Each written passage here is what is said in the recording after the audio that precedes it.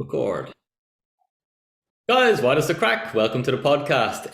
Today I've got Mark Morton from Skilling Digital Mining with me, and Mark's going to chat and explain to us a little bit about consensus mechanisms, I suppose, proof of work and maybe proof of stake we'll get into. But Mark, you're very welcome, man.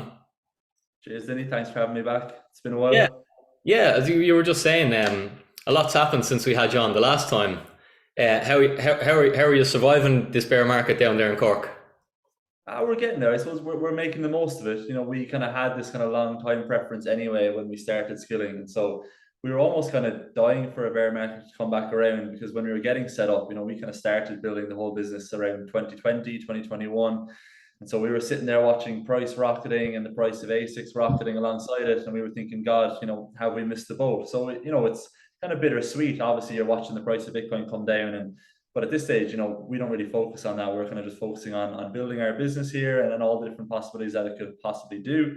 And so overall, we're pretty happy. We're making the most of it while we can. So I suppose in our opinion, long may it last. But it'd be nice, I suppose, to get Bitcoin ticking back up again at some stage.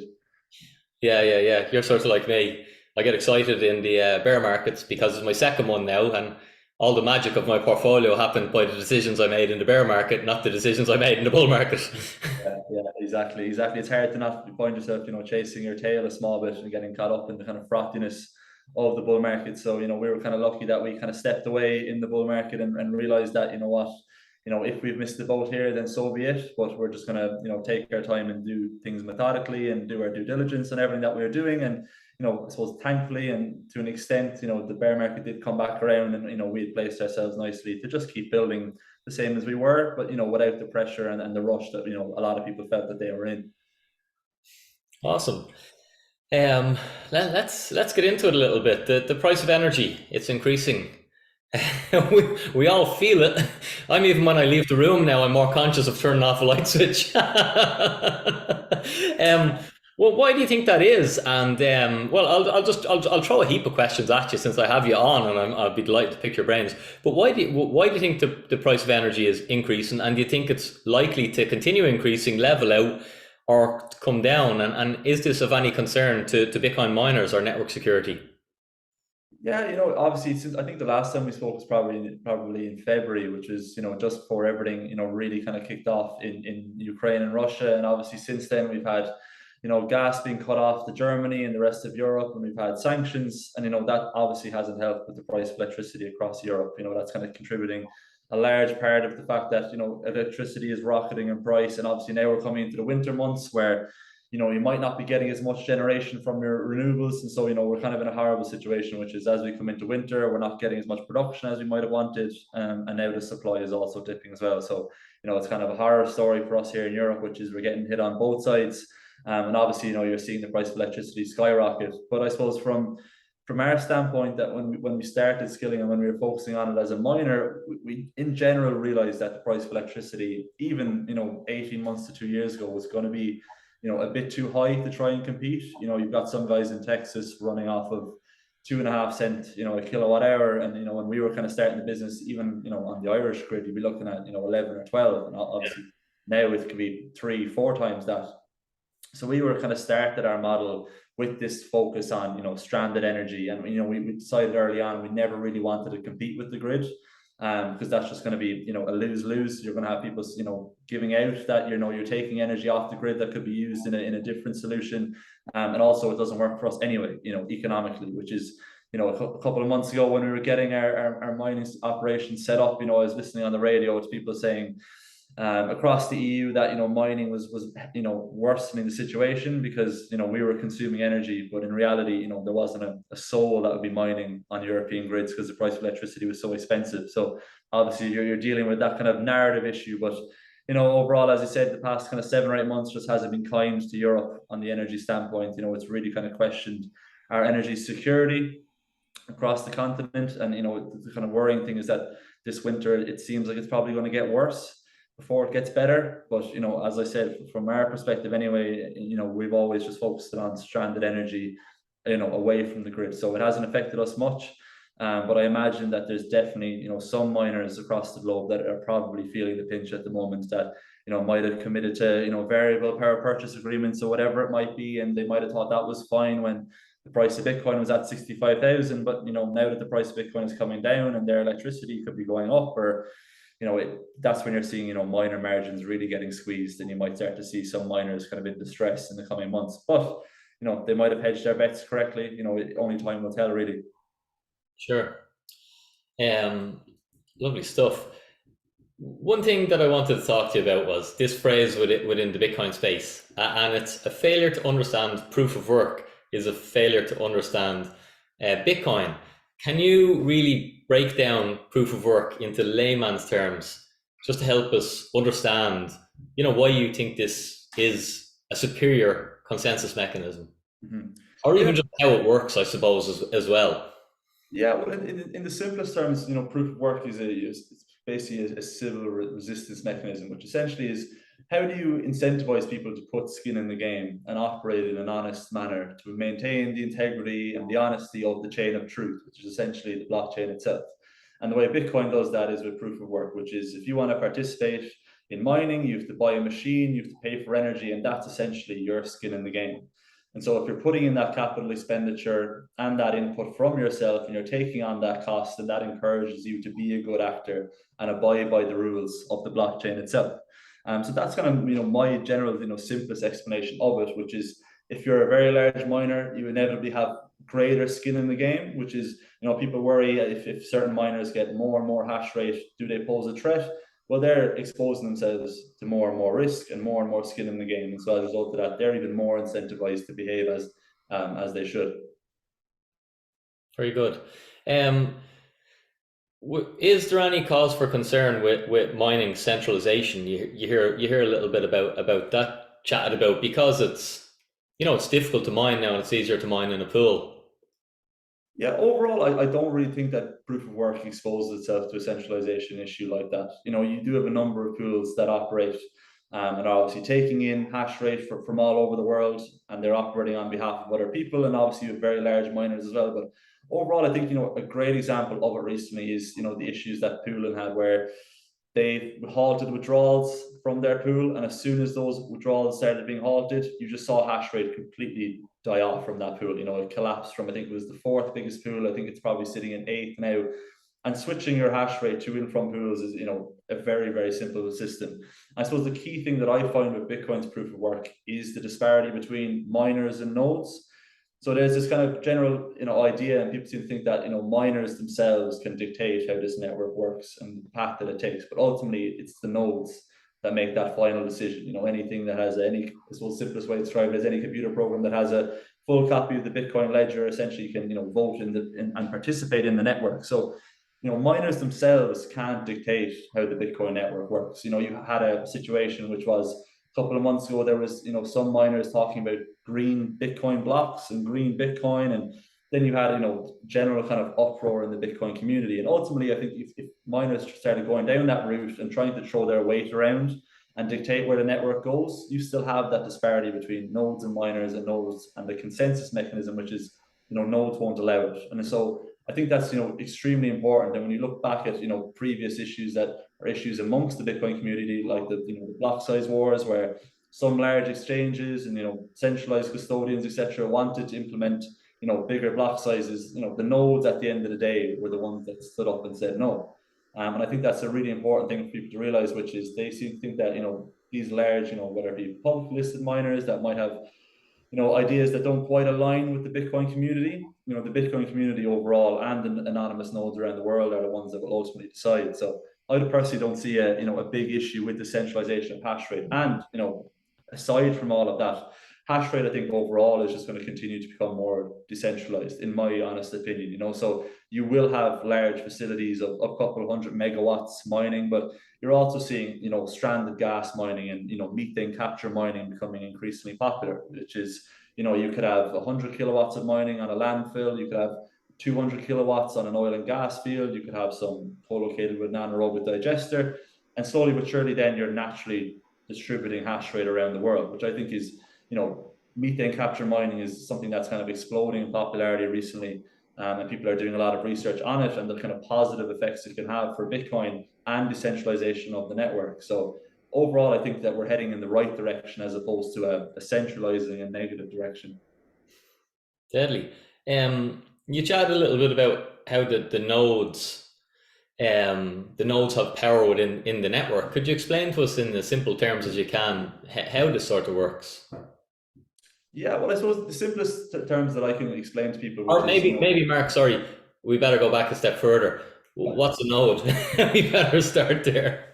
yeah, well, in the simplest terms, a node is just anything, any kind of computer program is the best way that I can describe it, that has a full copy of the Bitcoin ledger. And essentially, it's your way of voting on the consensus within the Bitcoin network. So, we run a node here in the office. All of us as individuals in Skilling have nodes running at home. And that's essentially, our little vote or our little contribution to the consensus on the Bitcoin network, which allows us to, dictate ultimately where the network goes. And I think at the moment, there's 20 something thousand visible nodes that you can look up. I think there's a website called BitNodes if people are interested in looking at it, which shows you visible nodes around the world and their distribution. So they're literally all different people that can vote and participate in where the Bitcoin network goes. And then you probably have, another huge amount that aren't visible. So these are all basically contributors and participants in the Bitcoin network, aside from the miners themselves.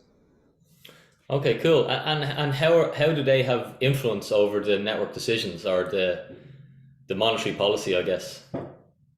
Yeah, well, I think what's important with nodes is that there isn't, a distinct monetary relation to decisions that they have to make. So ultimately, the kind of one thing that I worry about when I think about Ethereum is the fact that they've essentially combined those two together, and that in the nodes and validators essentially are now combined on Ethereum. So you've removed the mining process, and those that have a greater stake monetarily essentially also have kind of a better influence or greater influence over the direction the project takes. So if you were to take the block size wars as an example, or centralized entities wanting to implement something like that, if Bitcoin was possibly on a proof of stake standard back then, it's possible that it would have been implemented because the little guy wouldn't have been able to chime in and say no, I don't want that to happen. So I think that's a really crucial part of Bitcoin's proof of work, is that disparity between, yes, miners might hold a lot of Bitcoin, yes, they might have a lot of hash rate, but at the end of the day, they can't throw that weight around to the same extent in order to dictate where the project goes. So I think removing that really direct link between your monetary holding of the crypto asset itself and your ability to dictate where the asset or where the network goes is really, really important. I think Bitcoin does that extremely well. Deadly. The last time you were on, we were talking a little bit about mining, and you were explaining that it's not, they're not solving complex maths problems. It's more like a lotto. And because this podcast, I'm trying to really go through mining. Would you be able to just explain to us how bitcoins are created? Like, because a lot of people, when they don't understand, they just think it's a digital thing, and like most digital things, it can be replicated, copied, or for all intents and purposes created out of fresh air. But when we understand it, we realize that it's proof of work. It's in exchange for energy. It's backed by energy, is how I see Bitcoin. But maybe could you explain the process of how a Bitcoin is created, or the mining process? Yeah, I suppose it's just best to draw back to the beginning, which is, the simplest thing is, getting an ASIC. So it might be an S19 or a Watts miner, and essentially then finding the energy that you need to plug it in. But as you said and you alluded to, all these machines essentially are doing is just firing guesses. So they're basically participating in a lottery that occurs every 10 minutes. So a blockchain essentially Bitcoin blockchain looks like a conveyor belt. You have box after box after box. And as soon as the last box comes off the conveyor belt, the next box comes along and puts up its hand and says, I have a combination code at the top in my header. And if I want to be added to the blockchain, a machine needs to guess this code correctly. Otherwise, I won't be added. And that's all these machines are doing every 10 minutes, is firing these guesses. And as soon as a machine guesses correctly, that block is added to the blockchain. But what a pool does is it pools people's guesses together. So if you were to turn on, a machine, the likelihood of you winning or guessing this correctly, I think the average it could take you is about 27 years. So there's billions and billions of combinations that this guess could be. So what you do is you essentially send your guesses to a pool, which basically means it's like joining a lottery syndicate, whereby if you're participating in the pool and your machine doesn't win, but another machine in the pool wins, then you share the reward proportionately amongst all the machines in the pool. So if there's 1,000 terahashes, which is 10, 100 terahash machines, and I'm sending my one machine that I own is sending guesses, then I get 10% of the 6.25 Bitcoin. And the 6.25 Bitcoin is the block reward. So the pool that wins the block or guesses correctly is given the 6.25 Bitcoin. And then that Bitcoin is distributed proportionally amongst everyone that was sending their guesses to that pool. And that's how the Bitcoin is distributed every 10 minutes. And essentially that process will go on until when you combine that process, the block reward process and the halving with the difficulty adjustment, which is people keep asking me is, okay, if you brought on 1 million machines over the course of the next 6 months, surely all the Bitcoin will be mined within the next 5 years. But Bitcoin has the difficulty adjustment built in, which is the nodes look back over the previous 2016 blocks, which is usually around 2 weeks. And generally, a block is meant to be guessed, is the better word to use, every 10 minutes. But if it's faster, the network automatically makes it more difficult. So then you're keeping that steady issuance of Bitcoin every 10 minutes. And you don't have blocks being solved every 5 seconds for the next 5 years and all the Bitcoin is gone, essentially. Sure, yeah. So how the Bitcoins are created is I buy an ASIC, which is a specialist computer that I can plug in to mine Bitcoin. Then I'll run Bitcoin software, and if I'm lucky enough, or my pool is lucky enough, depending on the power I'm putting into the pool, the software itself will decide to allocate the 6.25 Bitcoins to say my pool or my machine. This is how it works, and then my machine creates the block. What does that? Because I've heard that. What can you explain that a little bit to me? Well, essentially, it's not even that your machine is creating the block. The network is basically rewarding mining participants with it. So your machine is essentially just firing a guess, and it's being rewarded with it. Your machine isn't creating anything itself. Essentially, the network is just rewarding the participants with the 6.25 Bitcoin based on the algorithm itself. So when I take a new ASIC in here and I set it all up, I just direct its hash rate to a pool, and the pool knows how many guesses or how much hash rate I'm sending, and then it rewards me with my proportional amount of Bitcoin that I'm owed for that. So it's the network that's rewarding the participants as opposed to the machines themselves creating Bitcoin, which is probably where some confusion arises. And it's one of those questions which is people assume that where you put the ASIC is where the Bitcoin is created to an extent, which isn't the case. Irrespective of where a pool is based, it really makes no difference. The network rewards Bitcoin at 6.25 Bitcoin every 10 minutes, irrespective of what pool wins, irrespective of where the pool is or where the guesses within that pool is coming from. So it's not a case, as I said, where the machines themselves are creating anything. They're just being rewarded proportionally based on the guesses that they're sending and the proof of work that they're doing, essentially. Okay, so let's just talk a little bit about the ledger side of it then. My transaction, if I put through a Bitcoin transaction, it's not my ASICs miner that's trying to put that transaction onto the blockchain. That transaction exists just on the blockchain. And all the ASIC's job is to just unlock the part of the... Go on, you explain that to me. I'm stumbling a bit. You can see me struggling.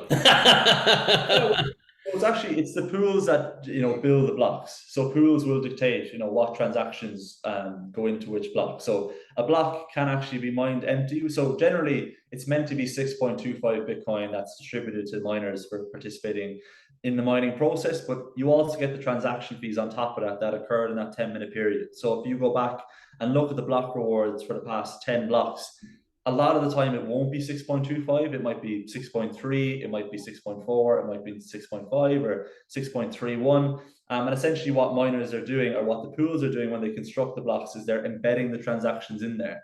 And so when a machine guesses correctly, all those transactions are added to the blockchain, embedded in the block. And usually then generally, so there's this word immutable that gets thrown around a lot, but generally people say that your transaction is locked in and immutable after, say, 6 blocks are added after that, because that's increasingly more difficult. So if you were to try undo or 51% attack the Bitcoin blockchain, which is you get 51% of the hash rate, you have to, if you wanted to go back 5 blocks, you have to undo every block before that 5th last block. So that's immutable is obviously a very strong word to use, but the amount of energy that you'd have to expend to do that then is also extremely high. So that's essentially what's happening. You'll have empty blocks. You'll have blocks that get won with no transactions embedded in them, and then you'll have blocks that are, when the network is extremely congested and extremely busy, the block reward could be 6.6 Bitcoin because of how many transaction fees worth of fees are embedded in it. Right, I get you. Yeah. No, I suppose what I sort of struggle with is my transaction. If I put through a Bitcoin transaction, where is that, or what's going on? Because like it's like the miners have to do. Are miners validating the transactions to make sure that they're legitimate?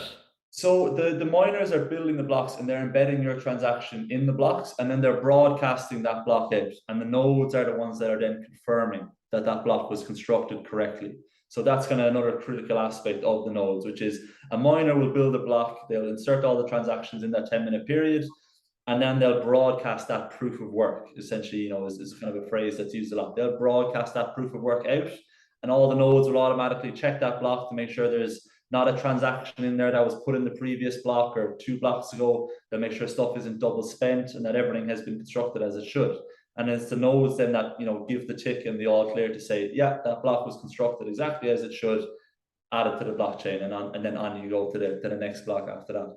And are each, let's say, I have a miner, I'm constructing my own block, because every different miner around the world, because in each block we're taking transactions from the mempool and dragging them into it. But will all miners create the same block, or will they all have a different type of block because they'll be pulling different transactions, or is there a chain of command, I suppose, that you'll always stack your block or create it so all miners have the same block with the same transactions?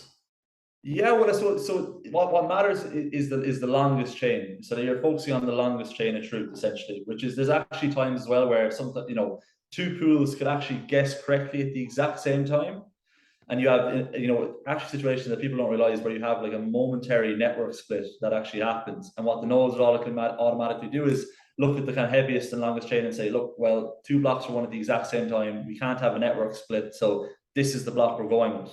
And then that's the longest chain, and that's the one that miners then focus on. So that's kind of exactly how you maintain that kind of chain of truth, which is people don't realize that network splits happen, even though it's extremely small, probability wise, that 2 machines or 2 pools would guess the exact same time, but it does happen. But the nodes are the kind of the gatekeepers that ensure that the proof of work continues on the longest chain, and that's where the focus lies. Right. Okay.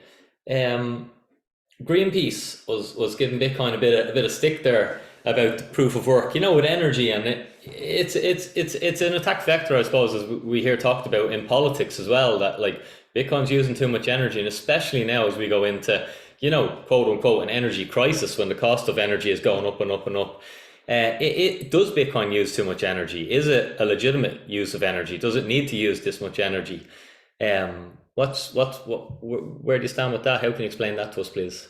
Yeah, usually, the first thing I kind of mention with regards to this is that the Bitcoin network, I think as a whole, is probably using about 0.75% or something around that of the global energy at the moment, which is, you would think that based on the narratives and the articles that you're reading, that it's using 10% or 5%. It's only using 0.75%. That's the figures that people have done the research on and see. But ultimately, those figures often overlook, a lot of critical aspects of Bitcoin mining, which is, people like Daniel Batten doing, really good research, which is methane capture mining, which is, running off of flared gas on oil and gas fields or landfills, is becoming hugely popular. And he's doing studies which shows, if Bitcoin was to continue its methane capture mining model and the expansion that it's currently seeing, Bitcoin could actually be carbon negative by 2025. So people are obsessed, I think, at the moment, especially Greenpeace, at looking at total consumption of the Bitcoin network instead of focusing on the characteristics of the energy consumption that lies underneath it. So they don't seem to realize that, total consumption is one figure, but the opportunities that this location agnostic, buyer of energy can offer can be quite positive. And so they'll just obsess over, Bitcoin uses X amount, that's all a waste. And they probably won't even include the likes of off-grid miners that are, using, methane reduction systems by, mining on oil and gas fields and landfills. They'll completely exclude all of that data, which in my mind, is extremely important. And it's why the likes of Daniel Batten, that, previously kind of had no interest in Bitcoin, he was probably along one of those, along the lines of those who are a skeptic of it, but has now kind of started to realize, look, Bitcoin mining is providing the financial incentive that these oil and gas guys and landfill operators need to put this gas through a generator instead of flaring it up into the atmosphere like they did before. And in reality, we're still if we're honest with ourselves, in a transitionary period. So while everyone wants this transition to renewables, okay, there's still a lot of oil and gas that needs to come out of the ground now. And that either comes out of the ground in a dirty way or it comes out of the ground in a more efficient way. And if Bitcoin mining can sit alongside it and make that process more efficient, then ultimately, in my mind, that's a net positive. And I think that the methane capture, research is something that is, really, really important. And I would encourage people to read it and go and look at Daniel Batten's research on it, because I think it would, change a lot of people's minds about it. And a second kind of thing is, if you take away off-grid solutions, the International Energy Agency have said that for us to meet our 2050 net zero goals, the world is going to need, 500 gigawatts of demand-side assets. And demand-side assets are essentially energy consumers that sit on grids, but when they're called upon to turn off, they can do it in an instant. And what people are realizing in Texas is that Bitcoin miners are the perfect flexible assets you can put on heavily renewable grids, because you have the likes of a Riot facility that's 700 megawatts, which is a huge amount of consumption, that can essentially be shut off in stages in an instant. And so you had the likes of the Riot facility turning off this year for a cold snap in February, indefinitely. And you had them turning off again during the heat wave this summer. And people keep saying, well, if they weren't sitting there in the first place, then they wouldn't be consuming. But what it's allowing is this huge overbuilding of renewable capacity, that when the rest of the grid needs that renewable capacity, or if that renewable capacity isn't producing like it should, the demand that's associated with that build out then cuts off. And so I think Bitcoin mining is going to play a huge part in the renewable infrastructure build out around the world. And as I said, Bitcoin at the moment I think uses 11 gigawatts, and at any given time. And if the world needs 500 gigawatts of demand side sitting on grids, you could essentially slot the Bitcoin network into that multiple times over. So I think in general, when you take into account this off-grid methane capture mining and the flexible on-grid asset that it can be, they're really not looking at the bigger overall picture here, which is they can focus all they want on general total consumption. But if they're refusing to look under the layers of it and under the hood of Bitcoin mining and what it can offer, then they're really kind of missing the point essentially. Right. So basically, for renewables, we need to overbuild, but then we need something to absorb that. Like I think you called them a flexible asset, something that you can turn on, turn off. And you see, is there any other what's an example, or is there another example of a flexible asset other than Bitcoin mining? Yeah, well, so anything, to be honest, to an extent, can operate as a flexible asset. So if you were to take Ireland as an example, you can take, industrial processes, and they can be signed up to participate in something called DS3, which is basically demand side mechanisms. It's the same idea. So if you have a factory, if you have, say, just use an example, a Dairy Gold or whatever it might be, they can be asked to turn down their consumption in order to alleviate stress on the grid system. But I suppose the kind of key part of the mining side of things is that it's essentially a single process energy consumer. The machines are just doing one thing and one thing only. They have no kind of human impact or human element. And I suppose the joy of Bitcoin mining, and what people don't realize, is that it's a perfectly interruptible process. It's not like a data center where software and data is in the middle of being processed, and if you cut off that process, you can corrupt data and you can interrupt processes, or you might need, if you're taking the likes of a more industrial process, you have to send people home early or disrupt their working day. You can put as much Bitcoin mining consumption on a grid system as you like, and then if the grid ever needs that stress alleviated, you can just cut it in seconds, and you're interrupting nothing, and you can just go straight back mining as soon as the grid is ready to have you back again. And I think that's exactly what they're demonstrating in ERCOT. And you have the CEO of ERCOT, Brad Jones, saying, mining is really filling a hole for us here in ERCOT, and it's really providing a lot of demand side mechanisms that we previously didn't have. So it's not that Bitcoin mining will be a silver bullet for a renewable build out. You'll have your batteries, you'll have your green hydrogen participating, but in my mind, it'll certainly play a part, whether it be 10% of that renewable demand side expansion, whatever it might be. But it's certainly based on the characteristics and the kind of general proof of concept we're seeing in Texas. I think in Ireland as well, it'll play a huge role.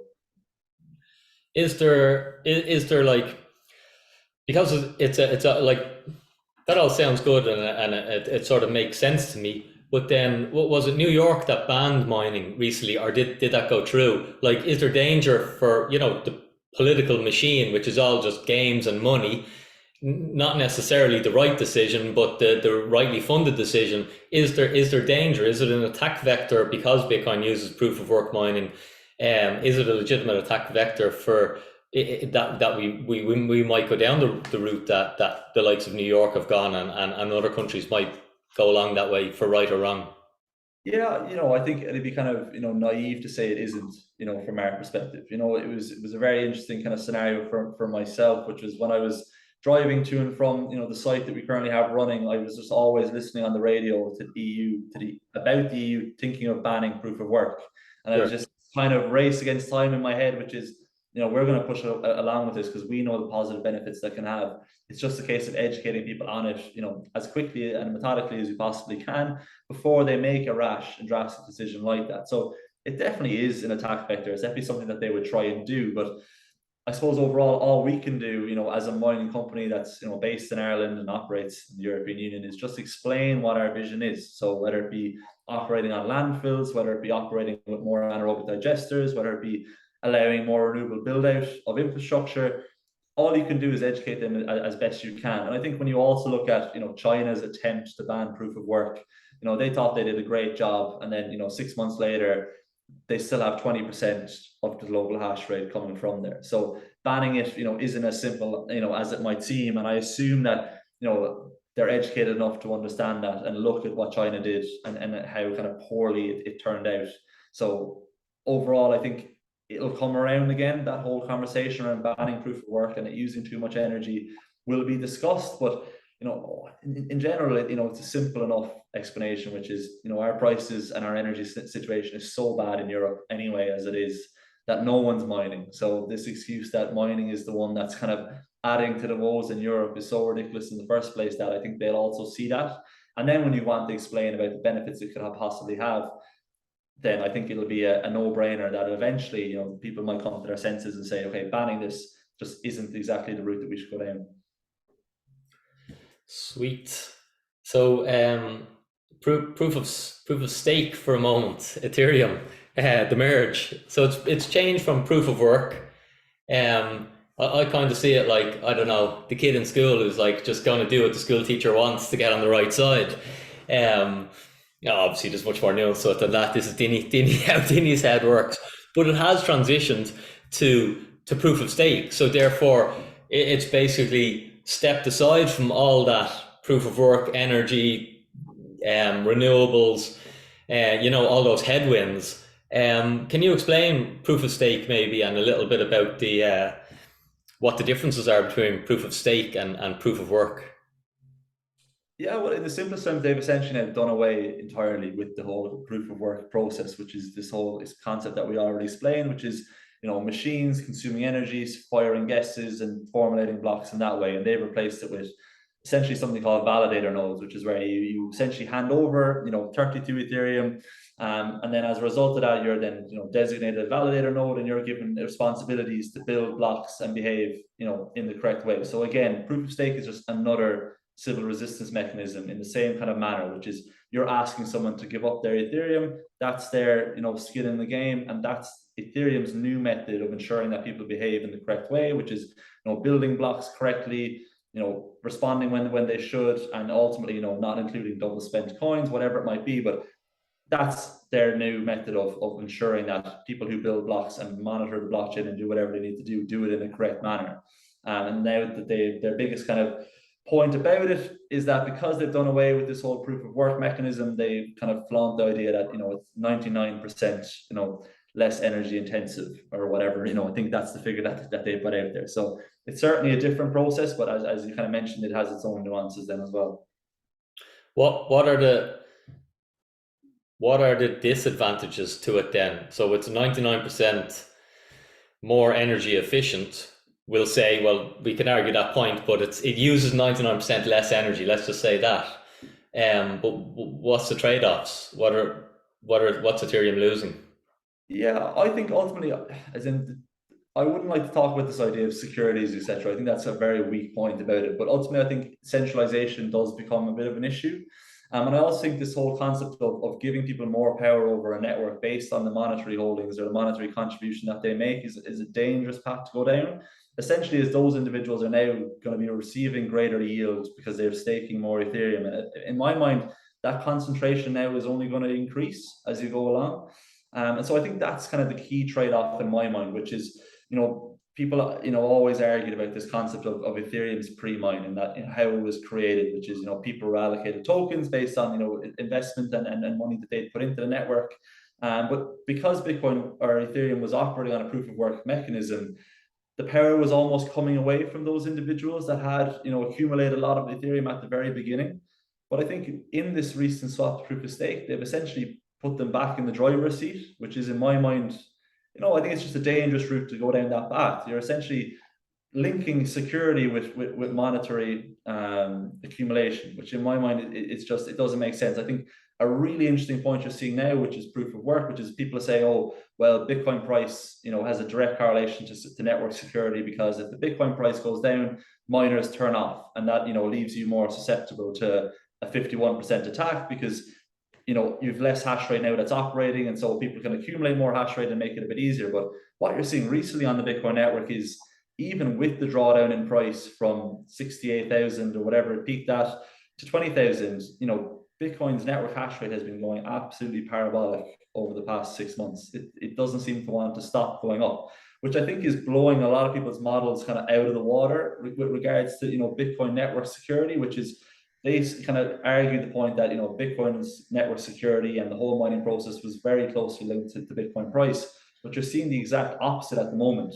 And I don't think you'll have that, disparity. You'll have a higher correlation between, Ethereum price and yield for staking and the security of that network in comparison to the likes of Bitcoin, which is something that I actually didn't even envisage happening. I thought that you would eventually see, network hash rate start to drop off as margins got squeezed, but it just seems relentless at the moment. Every single week I'm checking the network difficulty, and it just seems an increase after increase after increase. So I think that's, a really critical point, especially when people look at, the safety of proof of work and the security area of proof of work over the next kind of 2 cycles as block rewards start to come down. I think at the moment people would argue that we almost have too much security on the Bitcoin network at the moment, and that we could do a bit of a dropping off so that, miner revenues picked up. But, ultimately it's better for the network that you're seeing this parabolic increase in network hash rate while price starts to drop off.